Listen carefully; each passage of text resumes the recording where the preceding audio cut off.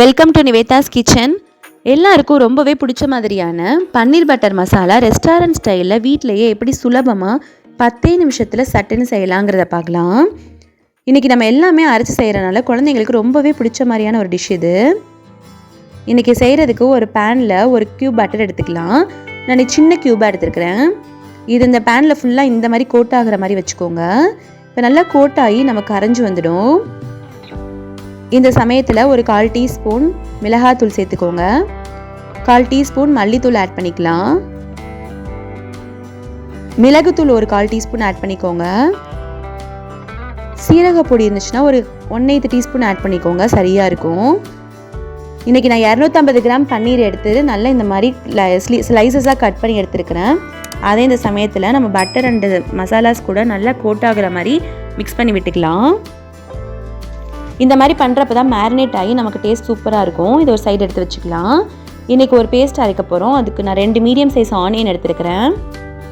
2 medium size தக்காளி add பண்ணிக்கலாம். 1 table spoon இஞ்சி பூண்டு விழுது ஆட் பண்ணிக்கலாம். தயிர் ஒரு டேபிள் ஸ்பூன் எடுத்துக்கோங்க. பச்சை மிளகா 2 எடுத்துக்கலாம். முந்திரி பருப்பு 5 எடுத்துருக்கிறேன், அதை சேர்த்துக்கலாம். 1 டீஸ்பூன் கசகசா எடுத்துருக்கிறேன், அதையும் ஆட் பண்ணி நம்ம நல்லா பேஸ்ட்டாக அரைச்சி இதை ஒரு சைடு எடுத்து வச்சுக்கலாம். இப்போது நம்ம பன்னீரை ஃப்ரை பண்ண அதே பேன்லேயே ஒரு பெரிய பீஸ் பட்டராக இந்த மாதிரி க்யூப் எடுத்துக்கலாம்.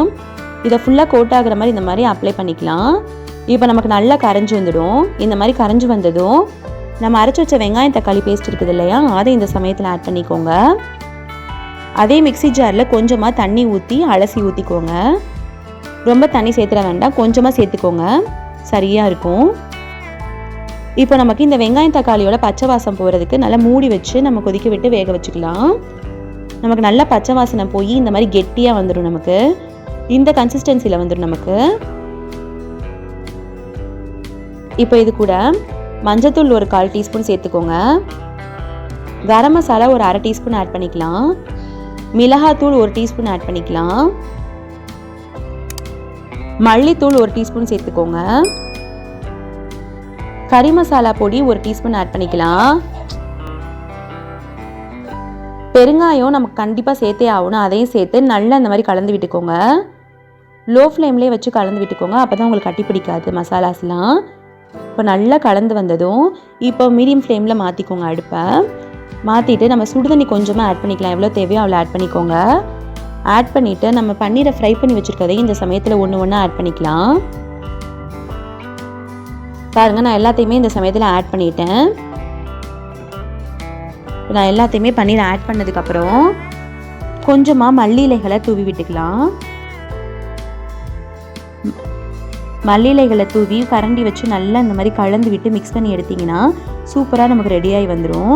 கடைசியாக நம்ம இறக்க போகிறதுக்கு முன்னாடி ஒரு 2 நிமிஷம் நல்லா ஹை ஃப்ளேமில் வச்சு நீங்கள் கொதிக்க விட்டீங்க அப்படின்னா நல்லா கலந்து மிக்ஸ் ஆகி பன்னீரும் நல்லா வெந்து உங்களுக்கு சூப்பராக பன்னீர் பட்டர் மசாலா வீட்டிலேயே செம்மையாக ரெடியாகி வந்துடும்.